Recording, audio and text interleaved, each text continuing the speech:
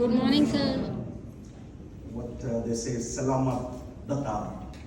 So welcome to Cyberjaya University in Malaysia.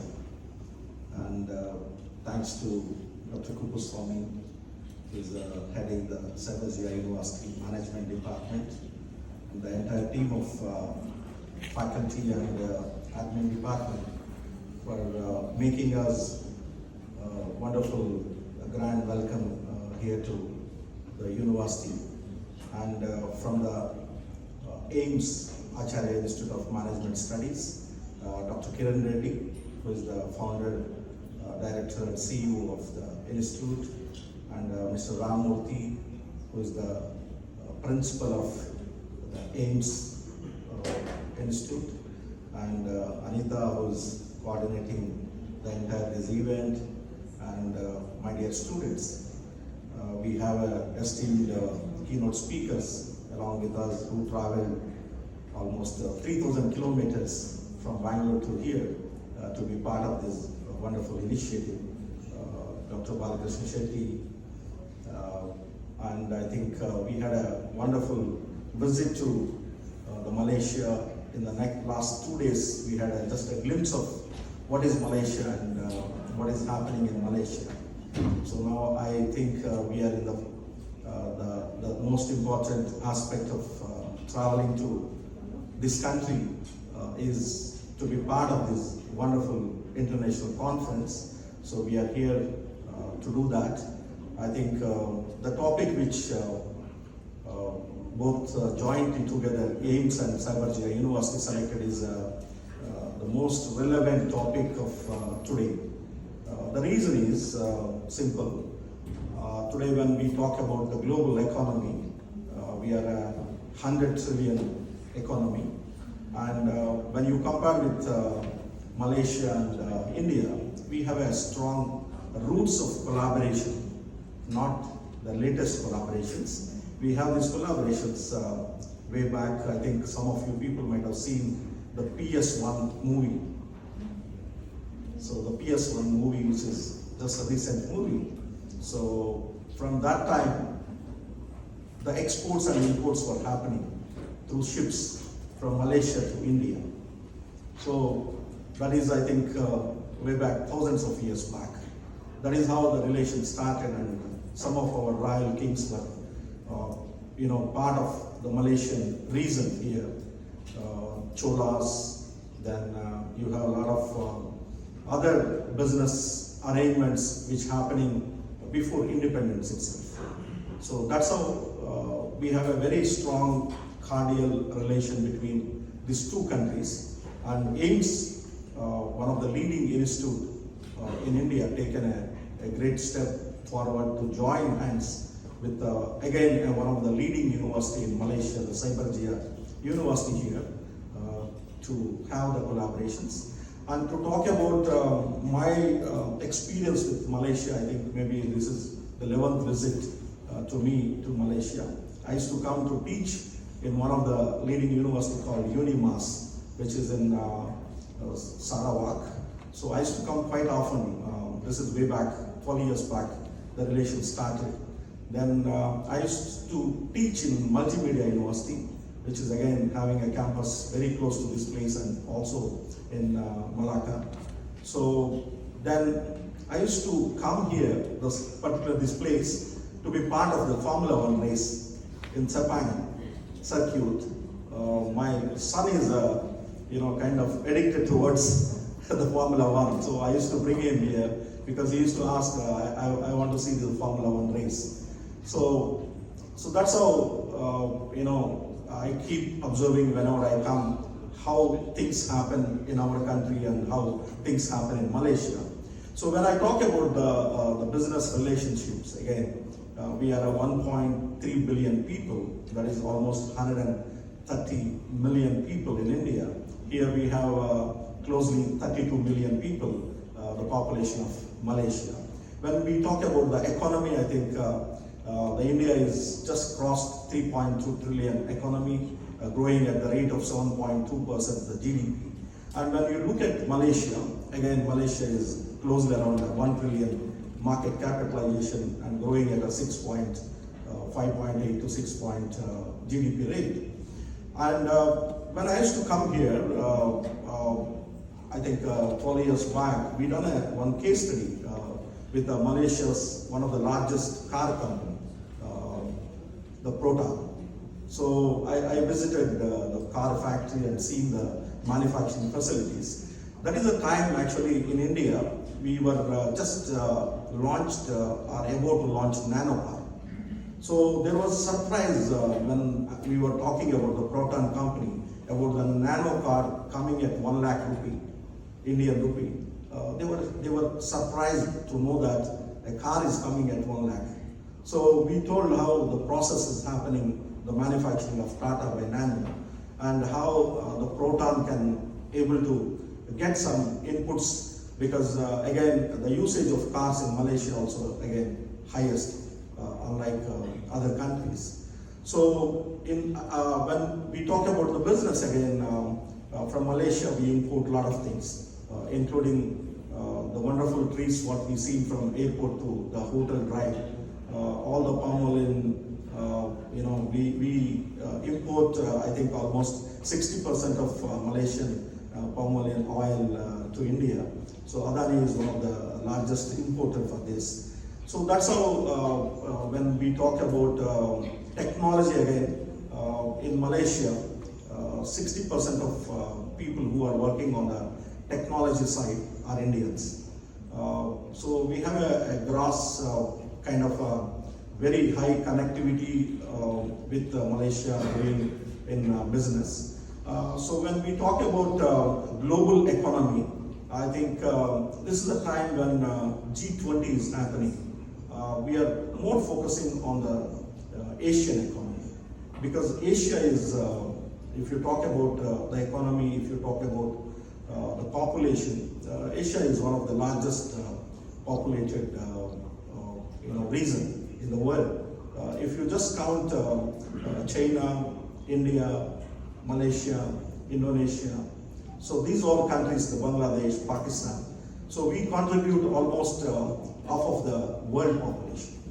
When we talk about 7.4 billion people, half of the population lives in this region. So the focus is not there in a global economy.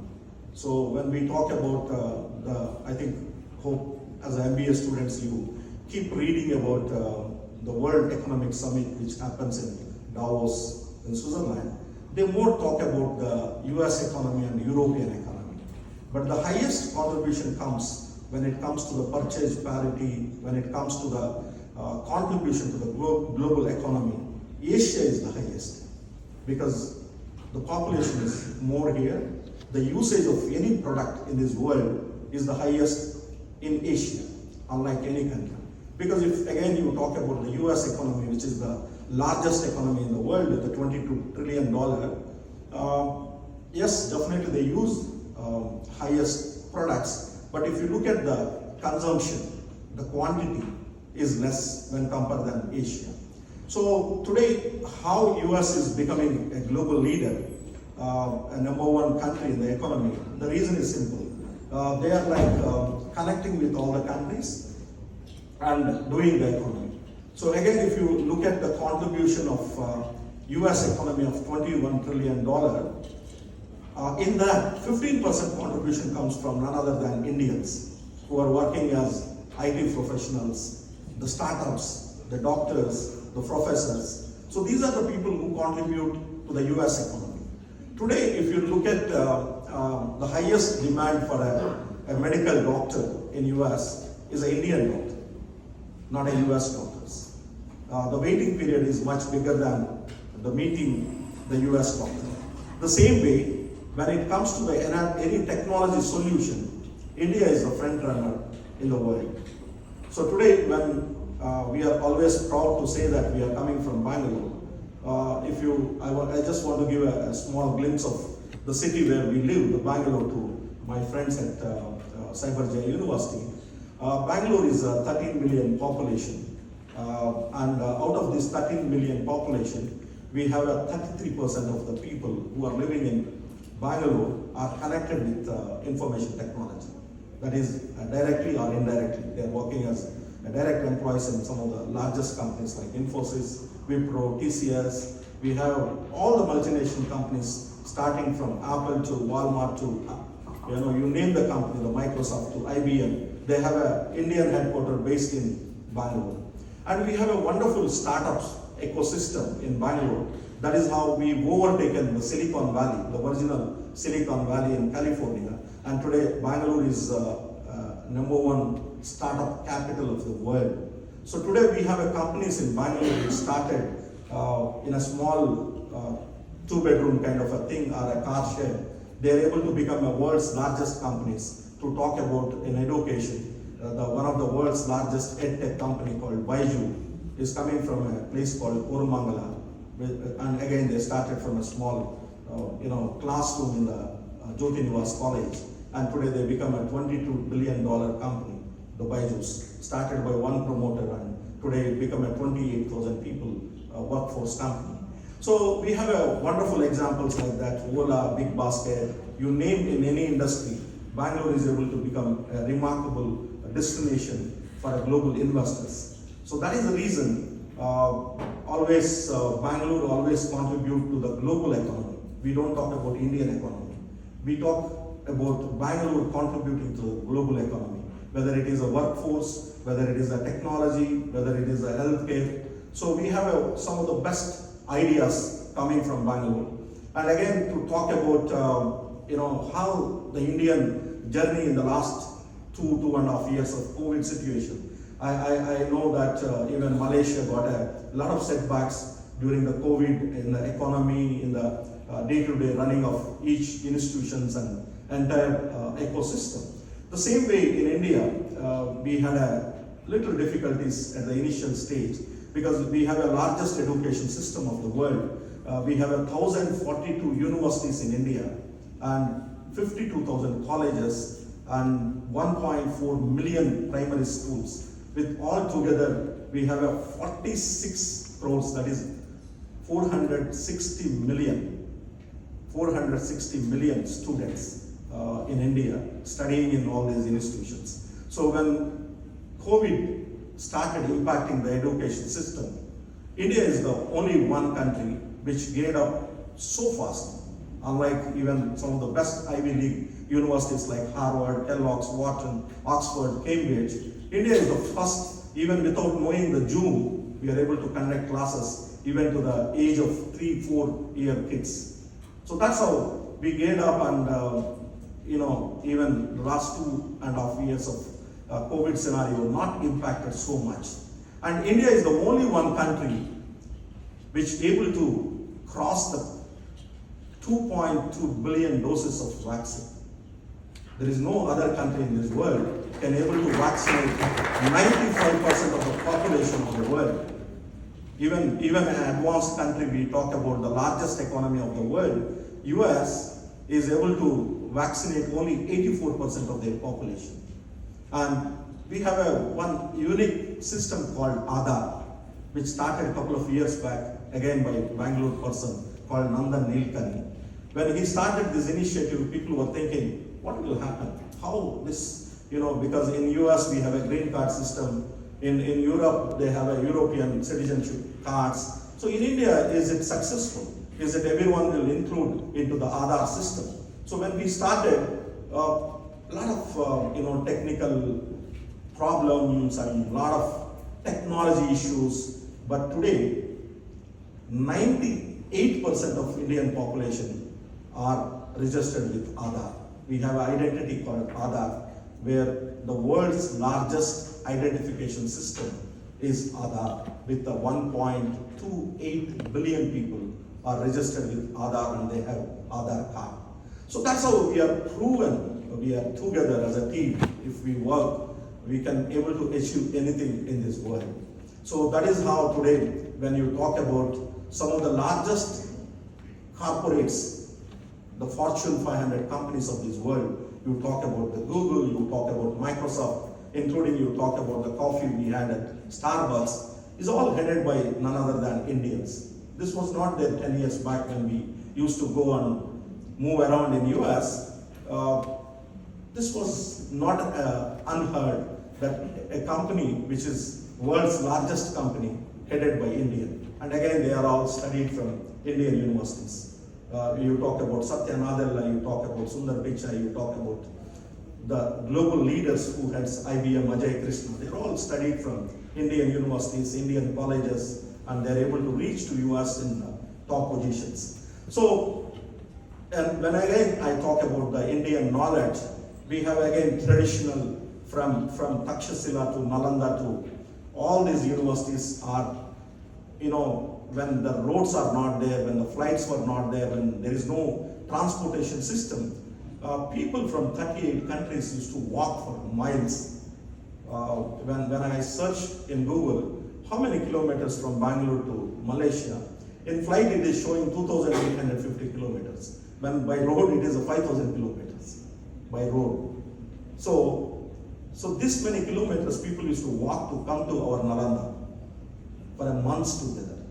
So that is the quality of education we are able to give to the people from thousands of years back. So recently we celebrated our Azadi Ka Amrit Mahotsav, that is the 75 years of independence. And when we celebrated together, the 1.32 billion people, our aim is, today we are the 5th largest economy in the world.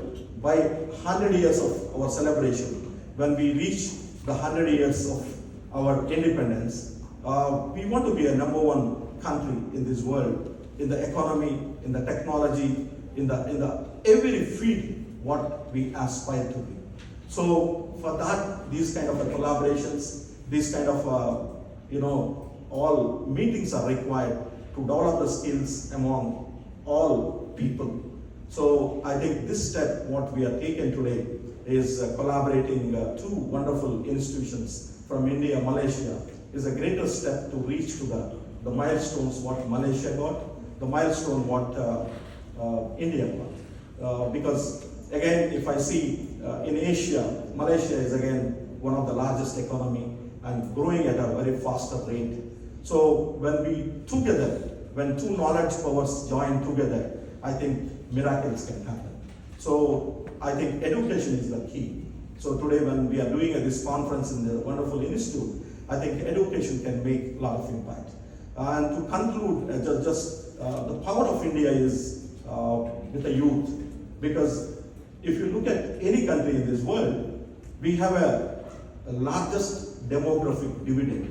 What is this largest demographic dividend is, we have a 70%, almost 70% of our population are below 40 age.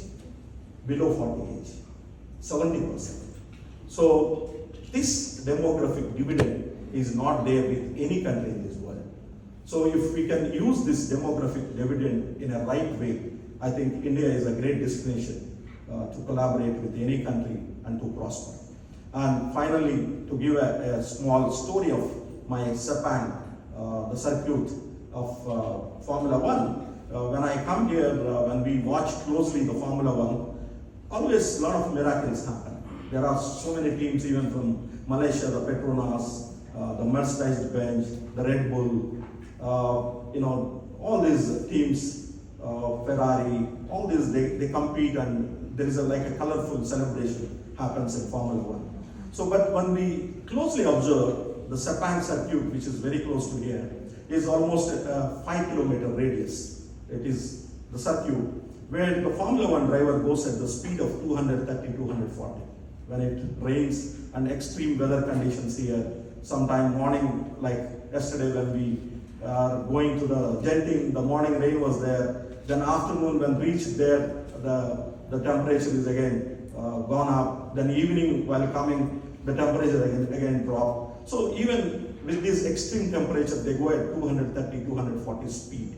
So what I'm trying to say in the Formula One example is, when they go at 200, 340 speed in Formula One to create a record in going multiple rounds in the circuit, suddenly they stop at to take a small interval.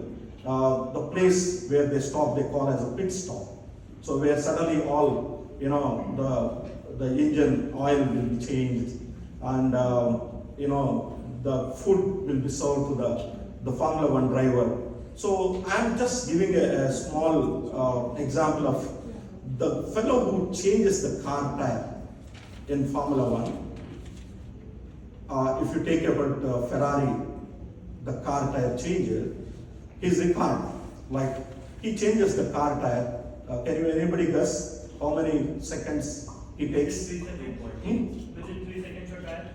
Yeah, that is the fastest thing he does. So you just imagine seconds I'm talking, not a minutes.